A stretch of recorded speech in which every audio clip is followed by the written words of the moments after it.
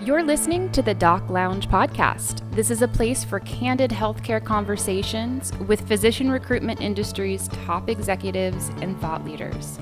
This podcast is made possible by Pacific Companies, your trusted advisor in physician recruitment.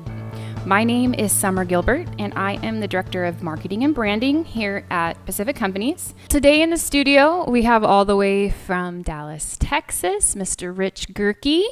From here in the office around the corner, Patrick Deeney, and then the office a little bit further around the corner, we have Mark Scarlotta. All three of these guys are some of our Pacific Companies gurus. Patrick and Rich lead our business development team, and we have Mark Scarlotta, who's a 10-year recruiting guru. Really excited to hear their perspectives and information on why we do a community practice profile. If you do not know what a community practice profile is, these are the guys to explain it and let you know this is something that's really important to Pacific Companies and we do with every client. So I'm going to give the microphones back to the boys and let them take off with this. Thank you guys so much for being here, and let's discuss the community practice profile. That's fine. Thank you, Summer. So I think what we're doing today is we're sitting here and the three of us are just going to kind of talk about why we do a community practice profile and why we feel it's important that our recruiters go out to our clients' place of business or facilities, if you will, and visit with them, do a community tour with real estate people, etc. Is that correct, Patrick? You nailed it. Nailed it, Rich. Thank you. You're welcome. Per usual. That's right. You know, the real question is, why wouldn't you? It doesn't make any sense. You know, and the way I always frame it is, you know, if we're trying to relocate a physician and a family more often than not, you know, we need to be, and Mark and his team need to be armed with the proper information from the practice perspective, but also the community aspect. You know, why do people choose to live here? Why should a family pick up and move across the country or move across the state or into a different, you know, city nearby as opposed to staying where they are? And the only way we're going to be able to really affect that change is if our recruitment team is actually there, walking in their shoes, meeting with the folks that the candidates are going to meet with, that the family's going to interact with, and really see it for ourselves. Mark, you want to? Yeah, I mean, I think that's well said, and we don't always have the benefit of recruiting to large cities or maybe popular areas. So I think the biggest thing that the community profile does, at least from a recruiter standpoint, as you were kind of saying, Patrick, is help overcome misperceptions about the community. That's really, I think, the main thing that we're trying to do. You know, another thing that I think helps us with the community profile is building credibility. So as a recruiter, once I come back from a profile, if I'm talking with a physician who's never been to an area that I'm trying to recruit to, telling this physician that I have been to the area, I think that builds credibility. And then the other thing from the community profile would be the fact that we were able to tell stories about our experiences in the community that perhaps the physician might relate to. I agree. Painting a picture for the candidate and his or her family. They deal in facts, right? Medical-based Exactly. evidence, we've heard that. So we at Pacific Companies feel that we deal in evidence-based recruiting. And the only way that we can provide that evidence-based recruiting is if we're boots on the ground, having the information not only about the practice, but about the community, and provide them with facts.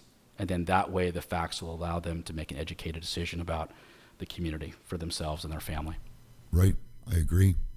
I also would like to add that another big factor of our recruitment staff going out to the client's facility and community is that they can not only, like you said, Mark, establish more credibility with the client, but get to know the people that are going to be the point people that are speaking to the candidates when you present. Well, you bring up a good point there, because I think another way that when I speak to our clients on the profile is, as a recruiter, I'm just an extension of you and your recruiting team. I just am in Aliso Viejo, California. So I think that's a good way to build the relationship, not only with the client, especially if it's a new client, but then also have the relationship with the candidate as well. Yeah. Well, and, I mean, I think from the client perspective, it's a huge time saver.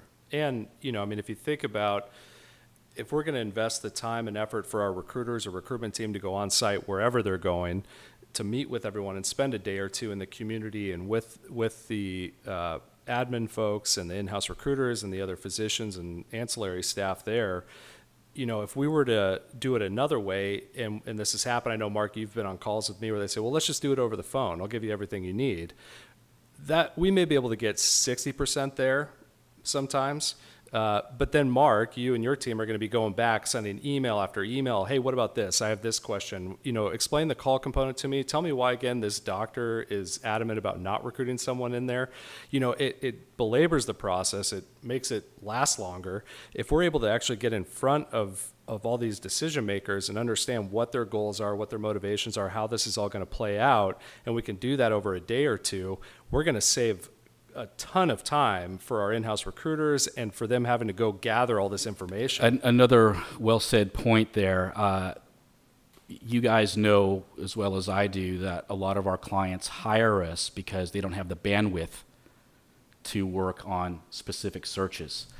So Correct. If we can go and meet them, go on the community profile and learn as much as we can, to your point, we can take a lot off of their plate. Okay, Pacific Companies has got this. They've been here. They know a little bit of what I know. They know what's going on.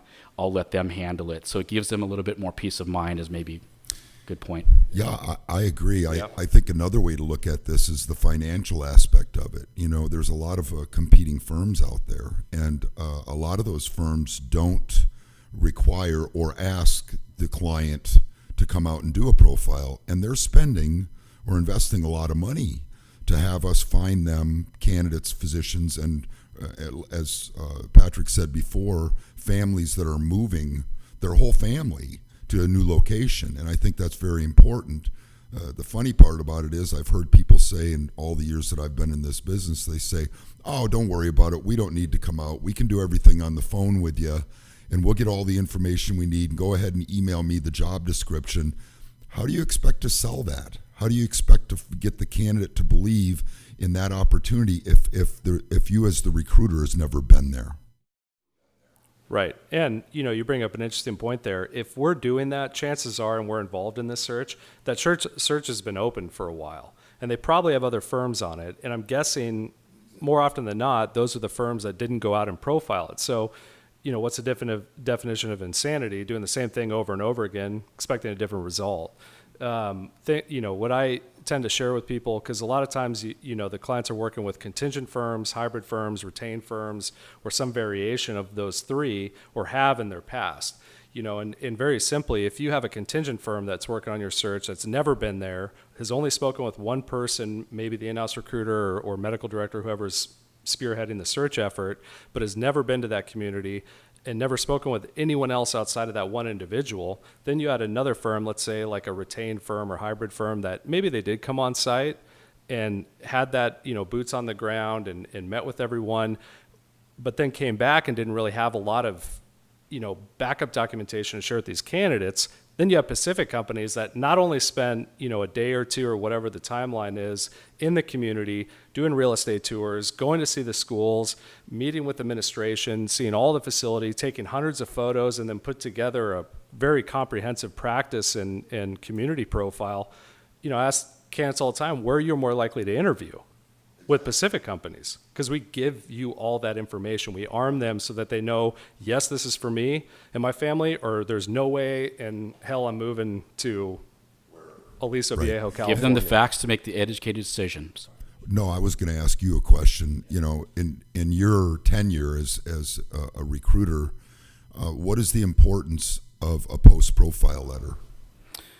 The importance of the post-profile letter is a couple of things. Number one would be just confirming that we understand more so from Rich, the practice standpoint, that we understand what the recruitment need is. The other thing is to convey to the client what some of the challenges we perceive would be in the search, because I think one of the things that makes us successful, especially with maybe some of these smaller communities, is that we have a process. And part of that process is to communicate and be an advocate for our clients and work with them to work through the challenges and say, based upon when we come back from a profile, based upon what we learned there, these are the perceived challenges that we know we're going to get from physician candidates. Therefore, let's work together and talk about what we can do to overcome that. Yeah, well, and you bring up a good point there too. And Rich, good question with the post profile, but it starts at the beginning.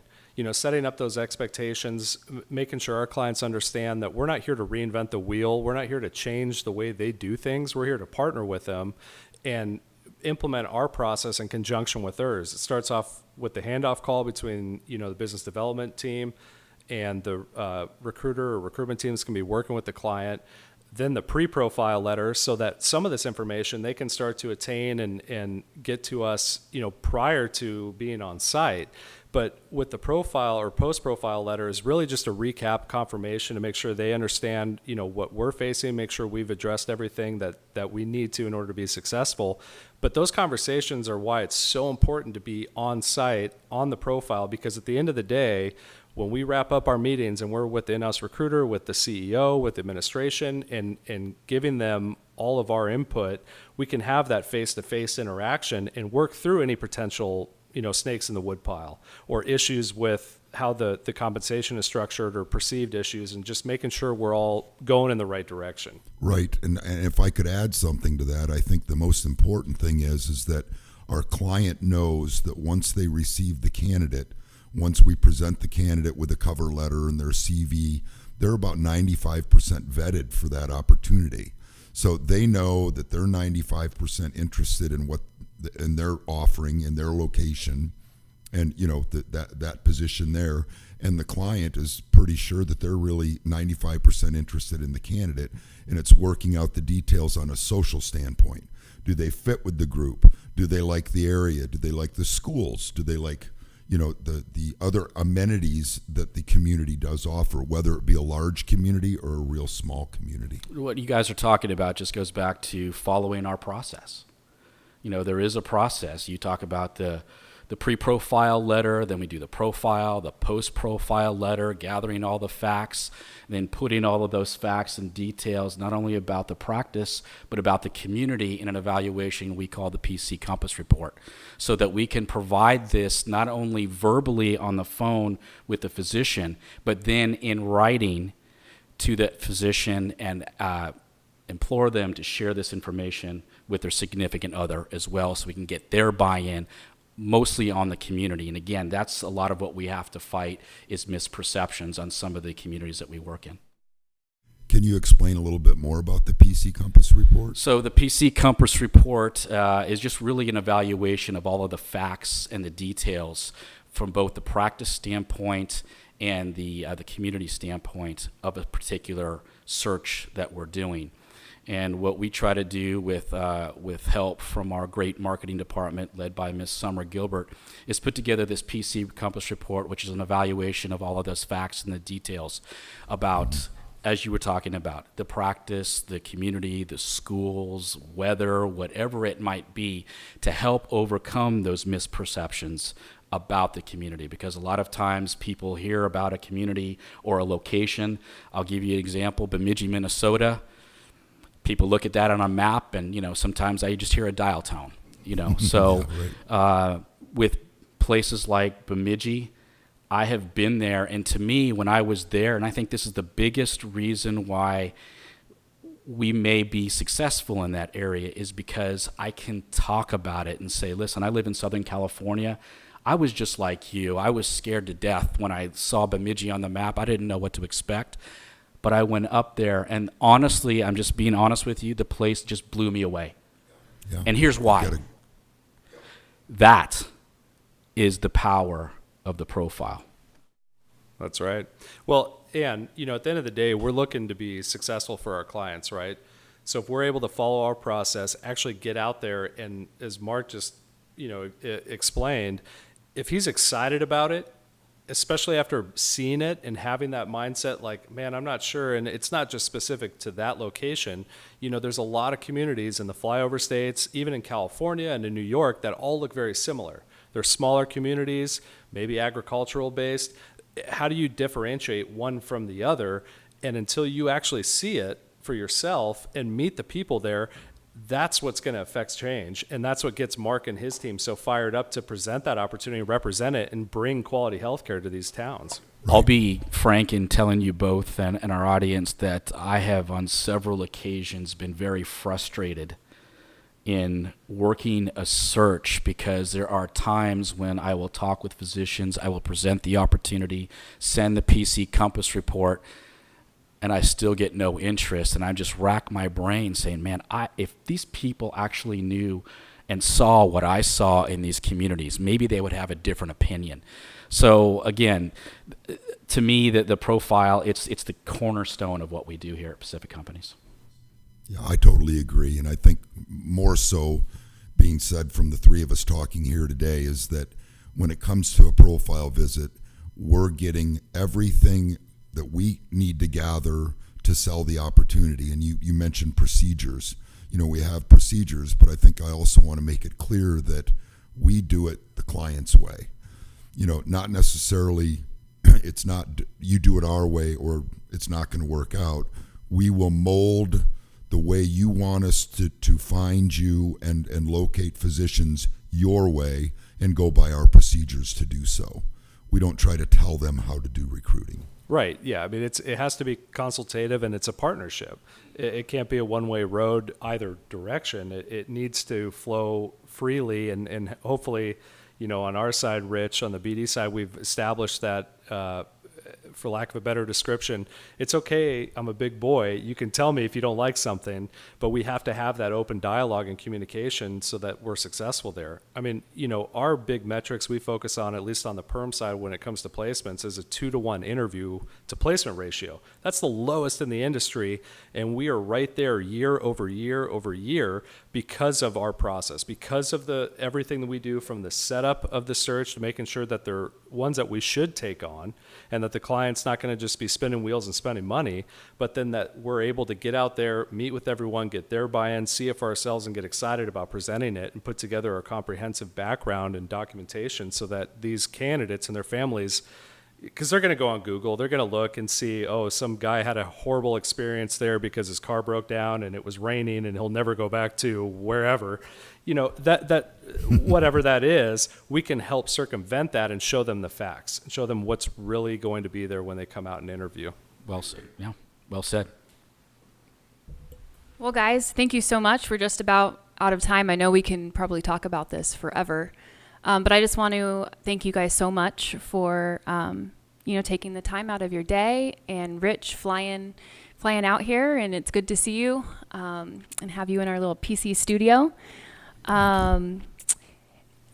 Sorry, we flew him out just Yeah, for this. just- Now you can go home. So as a listener, you should feel extremely lucky, especially with that voice. You have a radio voice. I've got a face for radio. Yeah. Can you auto-tone mine? I could. But anyways, thank you guys so much, and Thank you. until next time. Okay. Thank you to all our listeners. If you'd like to be notified when new episodes air, make sure to hit that subscribe button. And thank you to Pacific Companies. Without you guys, this podcast would not be possible. If you'd like to be a guest or for more information, go to www.pacificcompanies.com.